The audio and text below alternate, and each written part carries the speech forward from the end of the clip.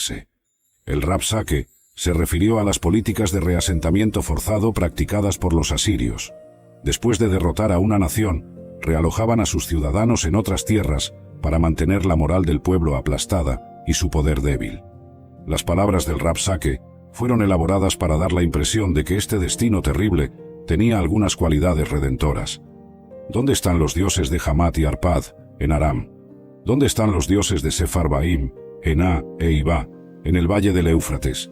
Rescataron a Samaria, la capital de Israel, de mi mano. ¿Quién entre todos los dioses de las tierras ha rescatado sus tierras de mi mano, para que el Señor rescate a Jerusalén de mi mano? Pero el pueblo permaneció en silencio, y no respondió a él, porque yo había ordenado que no respondieran. A menudo es inútil, si no peligroso, intentar competir en astucia con esa lógica maligna. A menudo es más sabio permanecer en silencio y tener fe en Dios, en lugar de intentar argumentar. Entiendo que la salvaguarda de Israel no dependía solo de fortificaciones como murallas, torres, escudos y suministros de agua. También dependía del coraje, la valentía y la resolución de nuestros soldados. Entonces Eliasim, Sebna, el escriba, y Joá, el secretario, vinieron a mí con sus ropas rasgadas en luto y desesperación, y me contaron lo que el Rabsaque había dicho. Cuando escuché, rasgué mis ropas, me cubrí con saco, y fui a la casa del Señor. El rasgar de ropas y el uso de saco, un material áspero similar a estopa, eran maneras tradicionales de mostrar luto extremo, generalmente por la muerte de un ser querido. Llevé la noticia sobre el Rabsaque en serio, porque sabía cuán empeñado estaba el enemigo de Jerusalén en conquistar completamente Jerusalén. La situación de Jerusalén era desesperada, y yo lo sabía. Había buenas razones para ser humilde ante el Señor. Ciudad tras ciudad cayeron en manos de Senaquerib, y largas filas de deportados ya comenzaban su amargo camino hacia el exilio. Busqué la cara del Señor Dios, y pedí ayuda, pues por nosotros mismos somos impotentes en esta situación. Envié a Eliasim, que estaba a cargo de mi casa, y a Sebna, el escriba, y a los ancianos de los sacerdotes cubiertos con saco a Isaías, el profeta, hijo de Amoz. Les dije que pasaran este mensaje a Isaías. Este es un día de angustia y ansiedad, de castigo y humillación, pues los niños han llegado al tiempo del parto, y no hay fuerza para rescatarlos. Tal vez el Señor su Dios oiga todas las palabras del Rabsaque, a quien su maestro, el rey de Asiria, envió para insultar y desafiar al Dios vivo, y reprenda las palabras que el Señor su Dios ha oído. Ofrezca una oración por el remanente de su pueblo que queda en Judá. Les dije a mis mensajeros que dijeran estas cosas a Isaías para que pudieran transmitir la completa y total desgracia que había acaecido a la nación. La única cosa que nos daba esperanza era que Dios se ofendería con los insultos del Rabsaque y lo castigaría por ellos. Este discurso es blasfemo como ningún otro. Entonces mis siervos fueron hasta Isaías. Isaías les dijo: digan esto a su maestro. Así dice el Señor: no tenga miedo por causa de las palabras que ha escuchado, con las cuales los siervos del rey de Asiria me han insultado. He aquí que pondré un espíritu en él, para que oiga un rumor, y vuelva a su tierra, y lo haré caer por la espada en su propia tierra. Isaías estaba consciente de que hablaba como un profeta del Señor. Isaías, hablando por el Señor, estaba a punto de hacer una predicción audaz. Su profecía sería totalmente comprobable, o sucedería o no sucedería.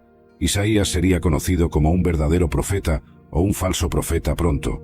Esto me hizo saber que las palabras del Rabsaque eran solo palabras. No necesitaba tener temos y pedir ayuda para vivir correctamente. De esta manera, las oraciones de Jesús son una guía perfecta para nosotros sobre cómo vivir cerca de Dios, hablar con Él sobre todo y confiar en Él con nuestras vidas. Otro propósito de las oraciones de Jesús era la expresión de emoción y necesidad humanas. Jesús nos mostró que experimentaba emociones humanas y necesidades, al igual que cualquiera de nosotros. Aquí hay algunas maneras en que expresó esos rasgos muy humanos: sufrimiento y angustia. En un jardín llamado Getsemaní, que es como un parque tranquilo lleno de olivos, Jesús sintió una tristeza muy profunda, el tipo que sientes cuando tu corazón está tan pesado que es difícil de llevar. La Biblia dice: entonces les dijo: mi alma está muy triste, hasta la muerte, quedaos aquí y velad conmigo. Mateo 26, versículo 38. Imagina a Jesús, conocido por curar y ayudar a otros, ahora abrumado con una tristeza tan profunda que dijo que casi podría matarlo. Él caminó un poco más adentro del jardín, cayó de rostro en oración a Dios y dijo: «Padre mío, si es posible, pase de mí esta copa. Sin embargo, no como yo quiero, sino como tú quieras». Mateo 26, versículo 39. Esta copa de la que hablaba era como un símbolo de la difícil tarea que sabía que tenía que hacer: morir en la cruz.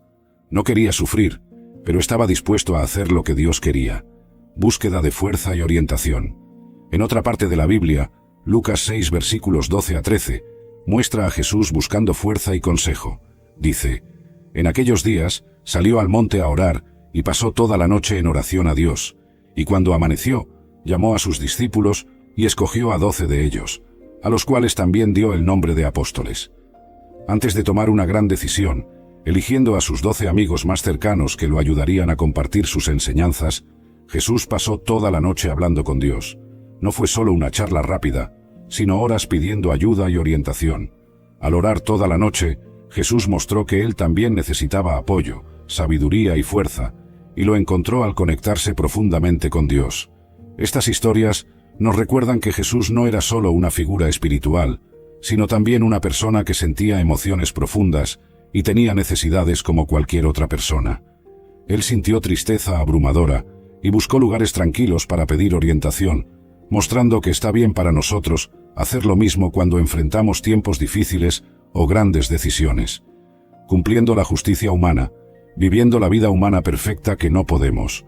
Al sumergirnos en las historias y enseñanzas de la Biblia, descubrimos que Jesús no solo vivió una vida ejemplar, vivió la vida humana perfecta, cumpliendo toda la justicia. Esto significa que vivió en completa obediencia y sumisión a Dios, su Padre, algo que encontramos difícil hacer todos los días. La Biblia nos dice en el libro de Hebreos: durante los días de vida de Jesús en la tierra, ofreció oraciones y súplicas con clamor ferviente y lágrimas a aquel que podía salvarlo de la muerte, y fue escuchado debido a su sumisión reverente. Aunque era hijo, aprendió la obediencia por las cosas que padeció. Hebreos 5, versículos 7 a 8. Así es como Jesús, aun siendo hijo de Dios, aprendió a obedecer a través de las cosas que padeció. Sus oraciones no eran solo susurros en el silencio, sino ruegos apasionados llenos de lágrimas reales. Sin embargo, siempre obedeció, sin importar el costo. Filipenses 2, versículo 8, agrega otra capa a esto al decir: «Y hallado en apariencia como hombre, se humilló a sí mismo, y se hizo obediente hasta la muerte, y muerte de cruz». Jesús no solo obedeció cuando era fácil, es el origen de todo. No fue creado, es el creador de todas las cosas. No pasó a existir, es el Padre de la eternidad. La eternidad es un atributo exclusivo de Dios. En el principio, Dios creó los cielos y la tierra. En el sexto día, Dios creó al hombre a su imagen y semejanza, y del hombre creó a la mujer. Adán y Eva fueron creados perfectos, puros e inocentes. Ellos tenían plena comunión con Dios, vivían deleitados en el jardín de Dios como administradores de la creación de Dios. Sin embargo, cayeron en pecado, y toda la raza humana fue precipitada en ese abismo de depravación total. Pues todos estábamos en Adán. Adán y Eva tuvieron 2 hijos, Caín y Abel. Por envidia, Caín mató a su hermano, convirtiéndose en el primer homicida y fratricida de la historia. Más tarde, Adán y Eva tuvieron otro hijo, Set. De él comenzó a surgir una descendencia santa que se volvió hacia Dios. No tardó, sin embargo, en que la tierra se llenara de maldad y violencia. Dios entonces decidió eliminar de la faz de la tierra al hombre que había creado. Pero había un justo, Noé. Por eso, Dios derramó el juicio mediante el diluvio, salvando a Noé, a su mujer y a sus 3 hijos Sem, Cam y Jafet, con sus respectivas esposas, en un arca construida por ellos. A través de los hijos de Noé, Dios recomenzó el poblamiento de la tierra, dando inicio a los diversos pueblos. Sem se convierte en el padre de las naciones semitas, Cam en el progenitor de las naciones africanas y asiáticas, y Jafet en el tronco de las naciones europeas. Más tarde, Dios escoge una familia para formar el pueblo, que sería el instrumento para traer al mundo al Mesías prometido. Llama a Abraham de Ur de los Caldeos. Este deja su tierra y su parentela, y se convierte en un peregrino de la fe, levantando altares a Dios por donde pasaba. Siguió con Abraham su sobrino Lot, que llegó a ser padre de dos naciones, los amonitas y los moabitas. Cuando Abraham salió de Harán, tenía 75 años. Dios prometió que tendría un hijo, el hijo de la promesa, y sería padre de numerosa nación, y en él serían benditas todas las familias de la tierra. Abraham esperó 11 años sin que la palabra de Dios se cumpliera. Entonces, Sara, su mujer, dejando de creer en la promesa divina, entregó su sierva Agar para cohabitar con Abraham. Nació así Ismael, que llegó a ser padre de numerosa nación, el pueblo árabe, enemigo histórico del pueblo de Israel. Cuando Abraham estaba con 99 años, Dios le apareció, y le ordenó salir de su cabaña y contar las estrellas del cielo. Entonces, le dijo que su descendencia sería tan numerosa como las estrellas del cielo y la arena del mar, pero también que su posteridad sería esclava por un período de 430 años. Dios cambia el nombre de Abraham, gran padre, a Abraham, padre de numerosa nación, cuando el hijo de la promesa aún no había nacido. Estaba Abraham con 100 años, y su mujer Sara con 90 años, cuando Isaac nació. Isaac se casó con Rebeca, que era estéril. Después de 20 años de casados, Rebeca fue curada, y les nacieron dos hijos gemelos, Esaú y Jacob. Esaú se convirtió en padre de los edomitas, y Jacob, que en su conversión recibió el nombre de Israel, se convirtió en padre de los israelitas. Además de la mención general de los patriarcas, es esencial recordar algunos eventos cruciales en sus vidas que moldearon la historia del pueblo de Dios. Abraham, conocido por su fe inquebrantable, enfrentó la suprema prueba de obediencia cuando Dios le pidió sacrificar a su hijo Isaac, un momento que prefiguraba sacrificios futuros y mostraba la profundidad de la fe y la confianza en Dios. Isaac, a su vez, tuvo un papel central en la continuidad de la promesa divina, especialmente evidente en la elección de su esposa, Rebeca. Jacob, un patriarca de grandes luchas y transformaciones, tuvo un encuentro transformador con Dios